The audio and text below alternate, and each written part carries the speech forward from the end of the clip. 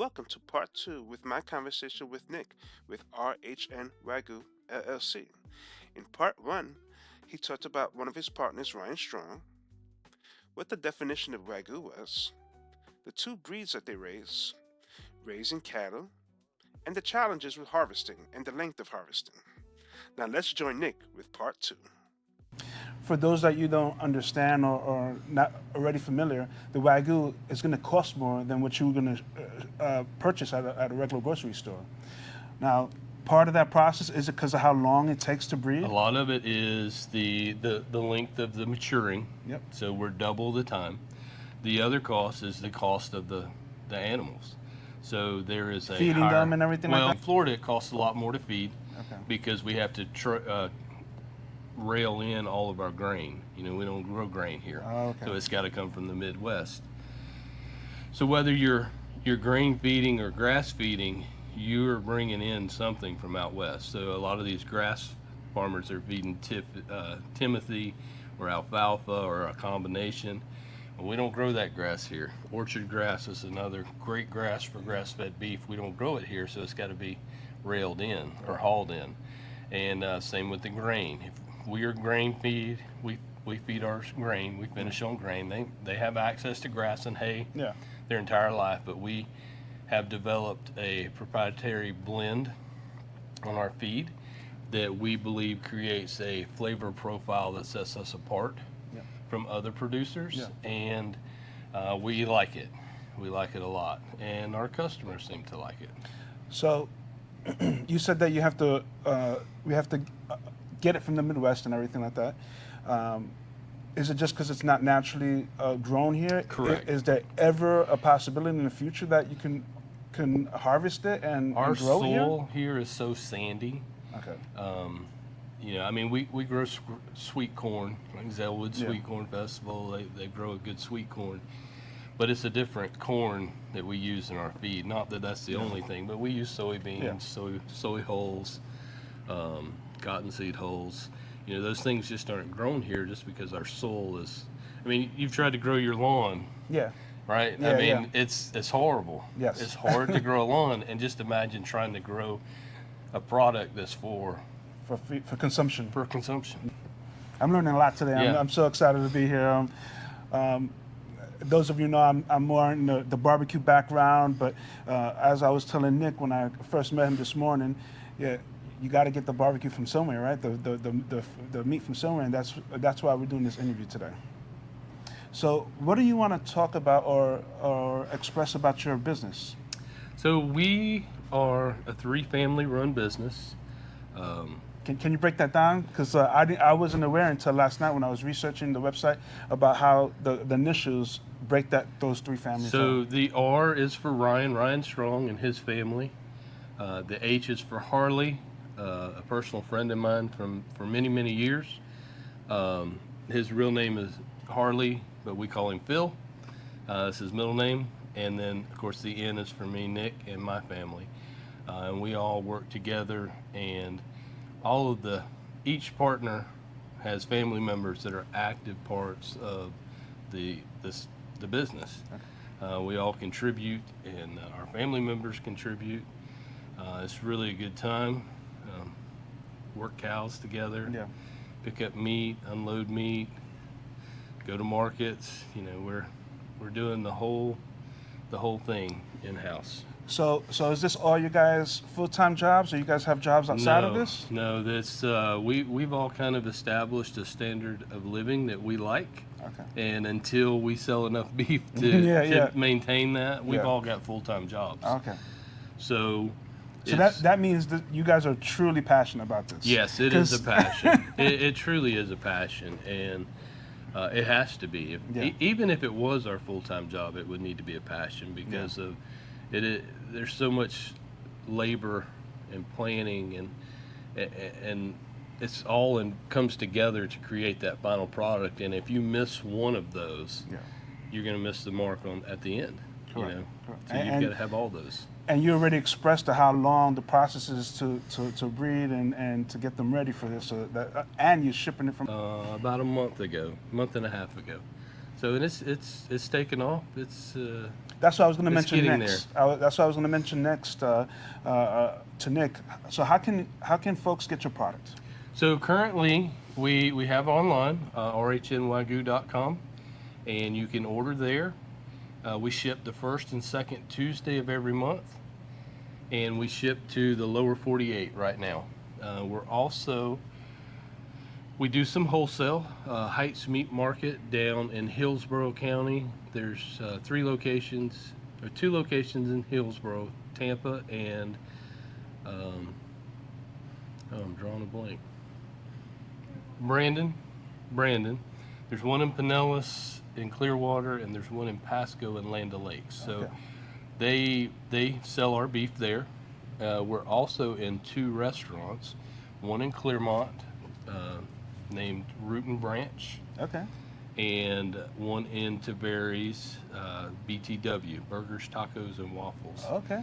So BTW has our ground beef on the menu. You can order a Wagyu burger there for an upcharge. That's how they build it in. Yeah. Root and Branch sells some steaks. They prepare steaks.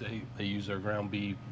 And then they do specials. If we've got something that they really want to do a little special on, we supply them with that as well. So, and we are actively working on getting in a few more restaurants. We've got some nibbles on the line, and you know, it just takes a little bit of time. They've got to taste the product, make sure it's something they really want. Yeah. And then we've got to be able to work together to be able to supply them the quantities that they need. Correct. That makes sense. And we talked about several times how long it takes to breed these animals. So you guys got to have the volume to be able to provide it for these. We're also in several farmers markets. So we're in Winter Garden every Saturday, and then we are scattered throughout Tampa the rest of the month, which our schedule can be found online. So if you're in those locations, you can pick it up straight from us at those farmers markets. So you guys heard it, folks. You could go online, but you could also, we're in Central Florida over here. So how can people reach out to you guys and connect with you? The best way is online. We have our email address and phone numbers there if you prefer to contact that way. But online is the best way to ensure that we're actually going to get the message. Okay. And how do you spell out the website? It's RHN Wagyu, WAGYU.com. Okay. They also have an Instagram page, and they're regularly posting, and that's how I first connected with them. Yeah, my daughter, actually, Lena, she handles all of our social media, and we're very proud of what she's done. She's really kicked it up a notch, and it looks really good. I'm from an older generation, so I don't keep up with that very well. But what I see on there, she's done a really, really good job with it. I concur, because I follow you guys' pages, and I see those wonderful images and videos, and you were just talking about your Greensville location, about the storm and everything like that, and I just saw a post how you guys checked out the area, and it doesn't seem like there was a major impact for you guys. No major impact for us. We were very blessed. All the cows survived, all the calves survived. We had probably 10 or 12 trees on the fence, exterior fences that we had to get down. We did that this weekend, Friday and Saturday, and got it all repaired and ready to move on. One other question I just thought about is there's a lot of times that you guys, I'm sure you guys have some sort of tracking system. Sometimes I see cattle with tags and everything like that. Can you explain that? What kind of system do you guys use that type of system? Or? So all of our cows and calves are tagged. You know, of course, sometimes they lose them. They get them caught in the briars or in the fence, and they rip them out. And so occasionally we have to replace them. Our full-blood cattle, our registered cattle, are tattooed as well. Okay. So that's part of the requirements with the full blood is once they're registered, you have to have them tattooed. That way, if they lose their tags from you to another, if you sell them to that new owner, will still be able to identify that cow and be able to match its DNA. Okay. So with the Wagyu Association, everything that we register, we have to do DNA testing on. So they verify that the sire and the dame are who we say they are. That's also allows us to prove that it's genuine Wagyu beef. I know the AWA, the American Wagyu Association, is working on a new program with the USDA for us to be able to use stickers that say certified. I think it's certified Wagyu based on the percentage, and be able to put it on the package, and that way consumers know that it's really Wagyu. It's not Correct. what other people are doing. So some locations, some retail outlets are taking the biggest thing is ground beef. So in the big plants, they take all those trimmings from all those cows that they Yeah. do, and they put it in the grinder and they grind the ground beef. Well, then they'll take some Wagyu beef and put in with it, and they're calling it Wagyu. So they're misleading.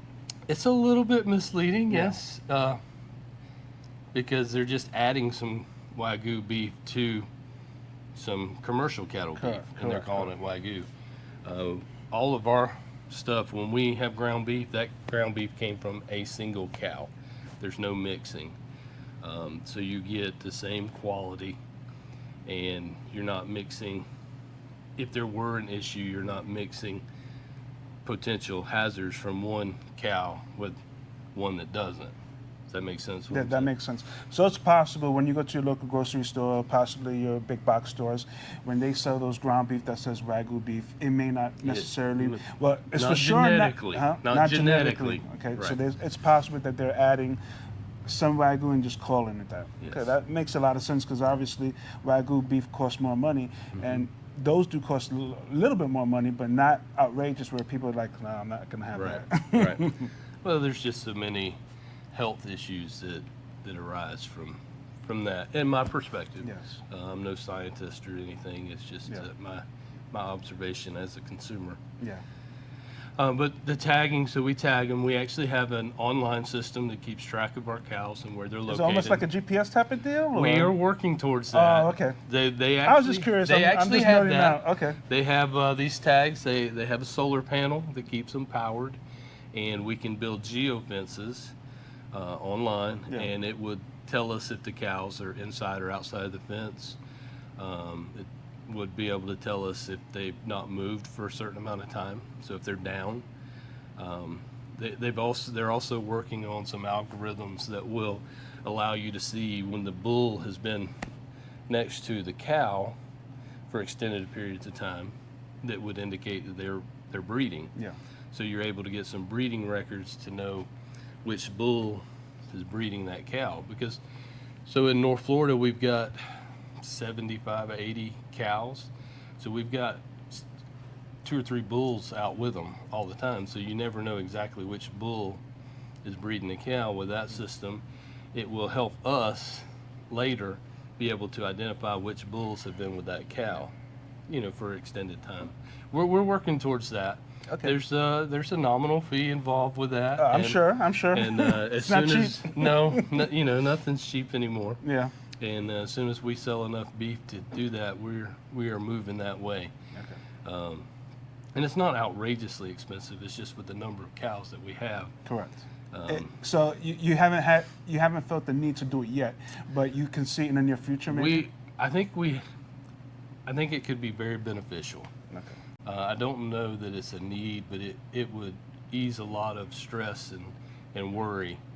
They even, so for our registered cows, if they were stolen, which, it still happens, if they get on a truck and they're going 60 miles an hour, we get a notification that they're moving 60 miles an hour. Wow. We know they're not running. Okay. So Yeah. Okay. there's some added benefits to all of that. Yeah. Awesome. Is there, Nick, is there anything I missed, something you want to add? I know we talked about how to order online, how you can go to the meat markets. How can the community, how can the folks online can support RNH Wagyu? So RHN Wagyu, sorry. So one of the things that we pride ourselves on is that our calves have no hormones, no antibiotics. We do vaccinate, but we do not use mRNA vaccines. So we're really driving towards a healthier product that is as natural as we can make it. Our feed we get from a local feed mill in Bushnell, Knights Farm Fresh Feeds.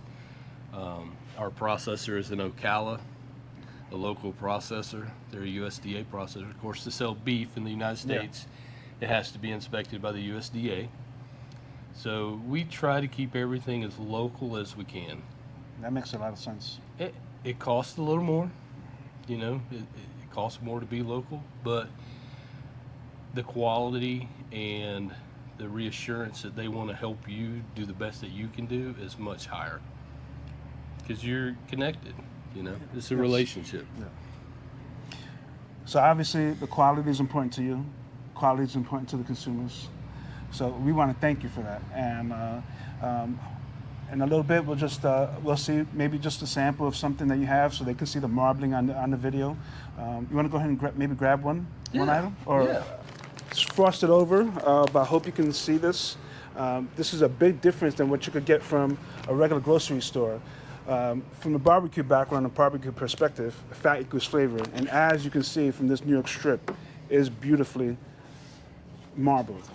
That's what you want when you get in Wagyu beef or any type of beef. You want to see all the fatness, because that is flavor. And as you can see, they have their stamp and their logo on it. And they take pride in their work. So this is the ribeye. My favorite cut, the ribeye. Just look at the perfect marbling on that. New York strip and ribeye side by side. And this is actually one of my favorite cuts. This is a flat iron steak. My wife loves this too. Okay. Flat iron steak.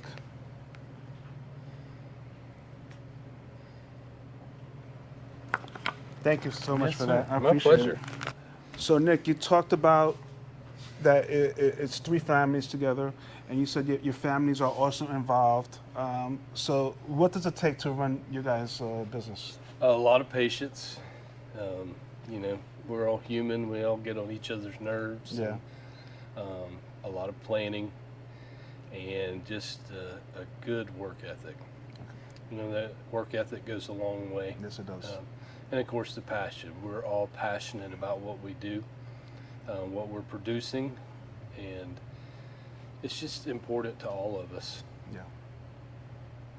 Well, there you have it. I want to thank Nick for his time this morning. Sir. My pleasure. As Nick mentioned, his daughter works over here. Hi. And I just wanted her to say hi, and if she feels comfortable, if you want to say anything. Yep, so we ship every Tuesday, every first and third Tuesday of every month. And you can find us online at RHN Wagyu, and you can find us there and shop online. Thank you so much for handling all the social media. We're excited about what you guys are doing and what you continue to do for us. Thank you. Thank you. This concludes Part 2 Visit with Nick with RHN Wagyu LLC. What did you think? Did you learn anything? Please like, subscribe, and share. Also, there will be a Part 3 where Nick takes me a tour of his local pasture and we get to see his beautiful cattle. Thank you.